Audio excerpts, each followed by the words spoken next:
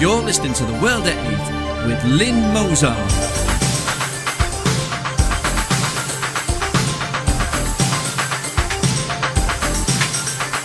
The World at 8, the number one in nationalist news.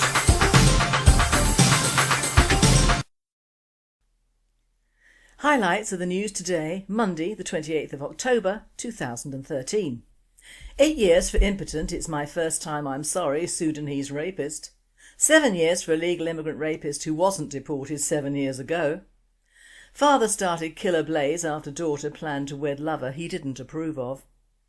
Bulgaria building a wall and turning mosques into bars.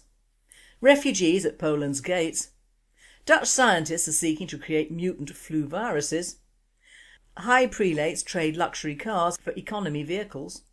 Syria, Islamic jihadists burn Bibles and Christian books outside Christian churches. In China, cockroaches are now being farmed, powdered and sold to pharmaceutical companies as medicine. Thought for the day, straight from the horse's mouth. And finally, another horse's mouth. Now I do have a response to the comments on the Gurkha Thought for the Day on Friday.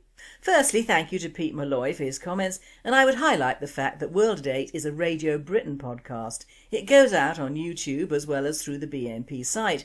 It is not a British National Party podcast, although it features some BNP members, of whom I am one. Thought for the Day is my personal view, and I've always taken full responsibility for it, as it can often not follow the party line. Thank you also for the majority of very well thought out comments on the Pete's and World at 8 site. I also thank Hate Not Hope for actually listening to my thought all the way through and spreading the word. I couldn't have done better myself. The point missed was the fact that we should think more of our own serving soldiers and ex-soldiers than a vast array of so-called relatives of a few thousand mercenaries who already live thousands of miles away in their own country. However, I would like to say to a Mr. or Ms. Agazeo who commented on Pete's article that obviously he or she stands just about as much of a chance of producing a well-informed and succinct comment as I do in obtaining a very lucrative position on the Guardian newspaper, although I feel I do deserve one. UK News. 8 years for Impotent It's My First Time I'm Sorry Rapist. A man who failed in his attempt to rape a woman in a Peterborough street told her, "It's my first time, I'm sorry," a court heard as he was jailed for 8 years. Khalid Abdullah, 35, tried to sexually attack the woman on April the 13th at 5:20 a.m, dragging her into an alleyway and pushing her up against a wall on Star Road. Abdullah also threatened the woman with a knife, but due to his impotence he was unable to carry out the rape. He then told the woman to call the police herself before she managed to escape from his grip and get away. Rape Crisis, a confidential counselling service, supported the woman in coming forward to the police. CCTV footage was combed through and a Sudan-born Abdullah was identified and arrested the following day. Abdullah denied the charge, but a week-long trial at Peterborough Crown Court led to him being sentenced for 8 years for attempted rape. He has begun his custodial sentence. 7 years for illegal immigrant rapist who wasn't deported 7 years ago. An illegal immigrant who should have been deported in 2006 but was temporarily allowed to stay in the UK because he had a wife and children went on to rape a woman in Northampton, a court has heard. Idreez Popoola, aged 34, has been sentenced to 7 years in prison after he attacked a woman in her home in Northampton on December 29th last year, after meeting her while working as an agency-employed bouncer outside Barstow in the town centre. Northampton Crown Court heard Popoola should have been deported in 2006 after his temporary UK visa expired, but he was granted temporary leave to stay in this country after being arrested in 2011 because he had a wife and children in the country. World at 8. Of course he did, Malcolm. Father started killer blaze after daughter planned to wed lover he didn't approve. A father tried to wipe out his family and killed his wife after their daughter said she wanted to marry for love, a court heard. Mohammed Inayet flew into a rage when his daughter Kalsoom Bibi told him she planned to move to Dubai to marry a policeman. He said she had brought dishonour on the family and allegedly threatened to kill her before pouring gallons of petrol over his family home and setting it alight. On the night of April 17th, Inayat killed his wife Naika and injured his 3 daughters in a blaze that took seconds to engulf the house, Birmingham Crown Court heard. World at 8. Lunatics allowed to run riot. His sentencing should be interesting. and the insurance payout on his house. European news. Bulgaria building a wall and turning mosques into bars. Bulgaria will build a 30-mile long wall along the border with Turkey to prevent refugees to illegally enter the country, said the country's defence ministry. According to authorities, the purpose of the wall to stop the flow of refugees from civil war in Syria that takes into Bulgaria illegally along the 30-mile long border, but forces them to come into the country at the official border crossings and thus the EU. At the same time, unable to provide enough money to gain back their worship place, the Muslim community in Bulgaria's second largest city of Plovdiv is outraged by the turning of a historic mosque into a bar. The Task-O-Prove Stonebridge Mosque, a 16th century worship place in Plovdiv, was turned into a bar and a restaurant. The communist regime in 1944 confiscated the mosque, keeping it closed for decades until it was given to two Bulgarians in the 1990s. Angered by the presence of a restaurant serving alcohol at the site of the mosque, Muslims have been trying ever since to recover the mosque. However, the owners of the mosque are demanding €600,000 from the regional Grand Mufti. World at 8. Don't ya love it? Refugees at Poland's gates. A record number of immigrants without visas, documents and money are storming Poland's borders, warns Idreez Popoola. In the first half of this year alone, Poland turned away 52,000 people from the east, mostly Russians of Chechen origin, Ukrainians, Bulgarians and Georgians, according to data from the Border Guard, the nation's border security agency. Meanwhile, the Office for Foreigners has received a flood of asylum applications, with more than 14,000 filed by mid-October. This is twice as many as the previous year, a historic record, said Rafa Ragala, head of the office, pointing to economic factors, i.e. poverty, as the primary factor behind this influx. According to the Daily, Poland is just a transit country for the majority of immigrants who are heading for Germany. World at 8. Oh, an invasion in the reverse then. Dutch scientists are seeking to create mutant flu viruses. Ron Fouchier and Ab Oosterhuis say the benefits of this gene mutation research far outweigh the risks. The experiments, designed to explore H7N9's potential to develop drug resistance and find which genetic modifications might enhance its ability to spread, could offer the know-how to halt a lethal flu pandemic, they say. Stephen Salzberg, a professor of medicine and biostatistics from Johns Hopkins School of Medicine, accused them of an outrageous display of chutzpah, and says Fouchier is deeply confused about the possible benefits of this work, which Salzberg argues are marginal at best. The notion of a gain-of-function research on pathogens is very, very dangerous, he told Reuters. World news. High prelates trade luxury cars for economy vehicles. Pope Francis' call for the church to be poor and for the poor is producing the first effects at the Vatican. After a number of bishops and high prelates replaced their golden crosses with more sober silver or metal ones, the pontiff himself wears a cross made of iron. The attention has turned to cars. Some 20 prelates and monsignors have traded the luxury cars so far used to get around for the more modest utility cars. The Pope declared war on luxury cars in July when he said that it bothers me when I see a priest or sister with a brand new car. The pontiff was the first to set the example, refusing the Mercedes used by his predecessor Benedict XVI and opting instead for a Volkswagen Phaeton and more recently for an old Ford Focus. He's also used a variety of economy cars during his travels, including a Fiat Panda and an old Fiat Campagnola. Syria, Islamist jihadists burn Bibles and Christian books outside Christian church.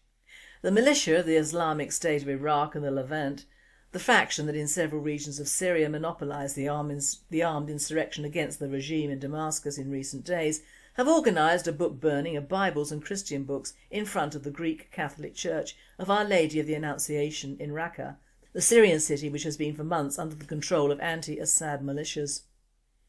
World at 8. And who will form a Christian jihad movement for this? When the US pastor threatened to burn the Quran, the entire Muslim world went up in a jihadi mode. Demos everywhere. Who will fly the Christian flag in face of this yet another disgusting and vile act? Not the C of E, I fear. In China, cockroaches are now being farmed, powdered and sold to pharmaceutical companies as medicine. The mere thought of unexpectedly encountering one in a dark hallway or bedroom is probably enough to send shivers up your spine, seeing as how there are likely many more of the nasty critters where that one came from. But in China, cockroaches have become big business, with prodigious entrepreneurs now intentionally raising them by the millions for the purpose of selling them to pharmaceutical companies as a form of medicine. The UK's Telegraph reports that the cockroach industry is simply booming in many parts of China as news about the alleged health benefits associated with their consumption spreads like wildfire. Everything from blood clots to gastroenteritis to tuberculosis and heart disease are now considered eligible conditions for treatment with cockroaches, which is why so many people want to get their hands on them these days. World at 8. It is sick and typical of the Chinese mindset, sheer hysteria on health matters. It's the Chinese who believe in the horn of a buffalo, the bile of a still living bear, and some parts of tigers are beneficial. Well, they aren't. If you have a small todger, you have a small todger. If you're dying, then you're dying, and no part of endangered species or bugs are going to help you. I happen to like cockroaches, they are survivors. Well, of course, until the Chinese have had their say. Now they will probably become an endangered species. We're talking about the same people who gave us bird flu and are still sending man-made chemical highs to the West. Those people. Thought for the day, straight from the horse's mouth. Now, one of the first rules about any war is never underestimate your enemy ever. And we in this country are doing just that. It doesn't matter if the US or Europe do the same thing, as they have standing armies more powerful than ours, and many have the right to self-arm and defend themselves in cases of civil strife that we in this country do not. Thus we cannot afford to be either ignorant or dismissive of not only who is our enemy, but why they are enemies. This is an article released on Sharia Unveiled and reported through our man in the ministry. It is a real doozy and hits the target of the soft West on the button. Excuse the pun. It is written ostensibly by an ex-Muslim to the West, or rather to the infidel world. It is an eye-opener for all the stupid and plain ignorant of our culture who truly believe that the followers of Islam mean us non-believers no harm. Following are the Islamic messages to the West and seem to be directed at the US in particular, but apply everywhere there is an Islamic population. And I quote, "I was born and raised a Muslim. My whole family is still Muslim. I know every genetic code of Muslim. I know the Islamic brain.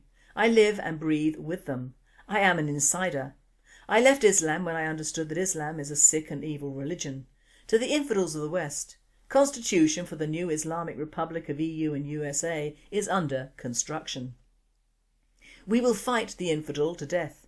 Meanwhile, American laws will protect us. Democrats and leftists will support us.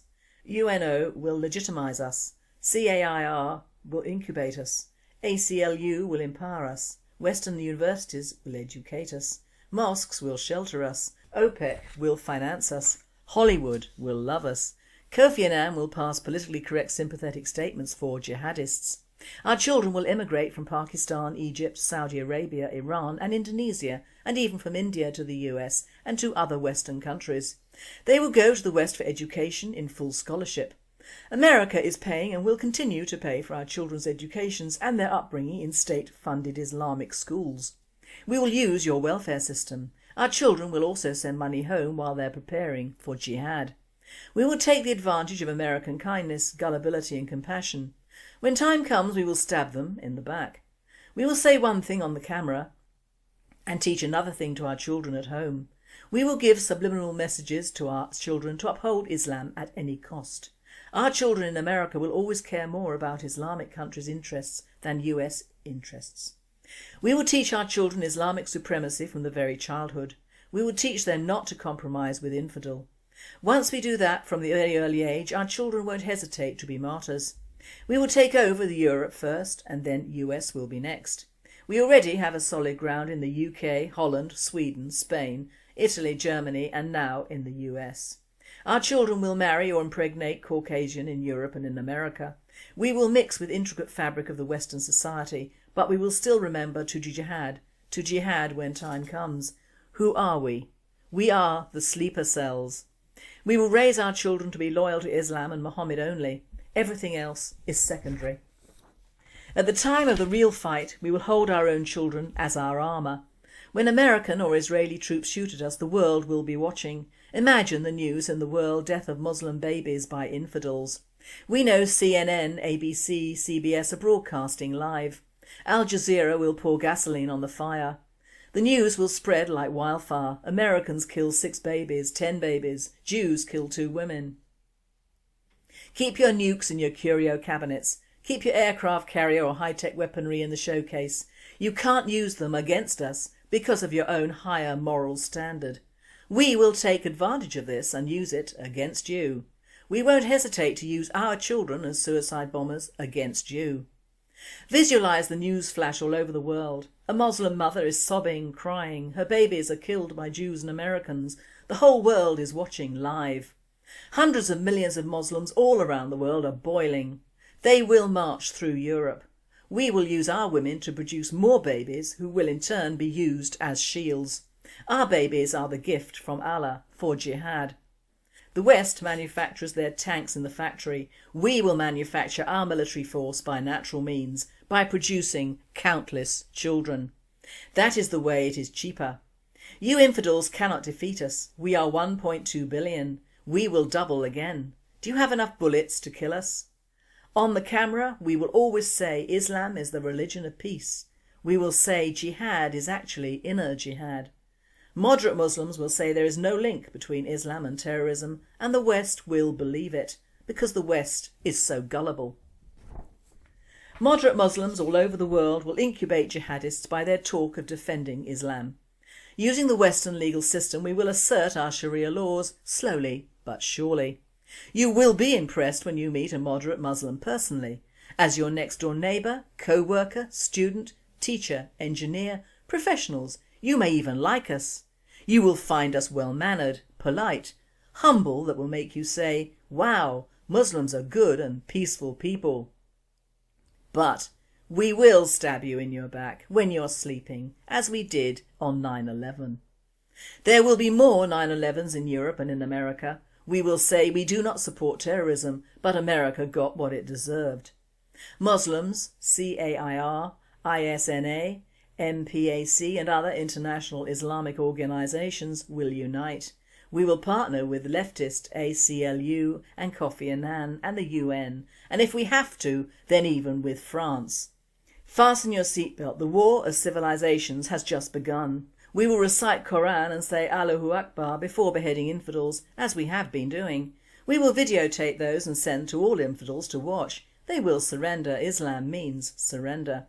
We will use your own values of kindness against you. You are destined to lose. Must be very depressing for you, isn't it? Allahu Akbar, as we say before beheading. 21st century Islamic warfare. Let's see the effectiveness of Islamic warfare. Muslims versus the West. The rule has changed. There is a new game in town. Bill Clinton ordered 50 Tomahawk cruise missiles costing $100 million each to destroy $50 mud houses that belong to Osama's family. What stupidity! What a poor return on investment. In return, Osama's attack on the US cost 19 martyrs and less than $500,000. Cost to the West over 3,000 dead. At least $1 trillion economical loss in 1 year. This includes the ripple effect. Osama's return on investment with respect to life equals 3,000/19 equals 158-fold. $1 trillion to 500,000 equals 2 million-fold. That is modern warfare. The West will lose. Allahu Akbar. Islam will rule the world. There's nothing you can do. Even if the per capita GDP of the world drops to half of its present level as a consequence of Islamic laws in place all over the world, still Islam will rule the world. From your point of view, if we bring the Dark Ages to the world, so be it. But still Islam wins. The West loses. Are you sure you want to play this game? Jihad, jihad, jihad. You are destined to lose. Allahu Akbar. Saudi Arabia's $100 billion investment over the last 3 decades on over 60,000 madrasas and schools all over the Islamic world is finally paying off.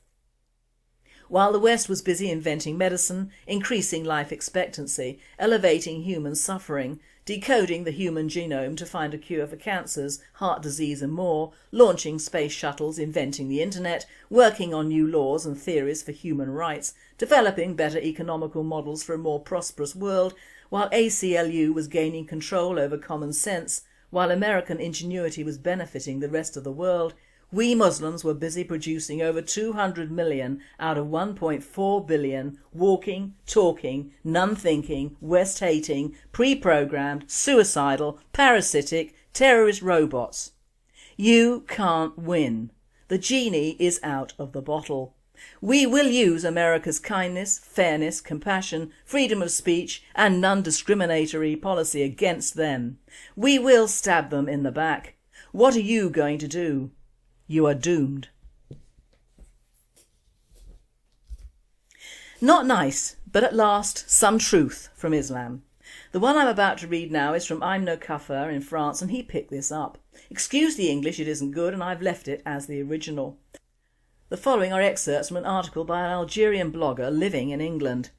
For the indigenous British, the train of history has reached its terminus. It's over. Should pick up his bags and prepare to go. Where, I do not care.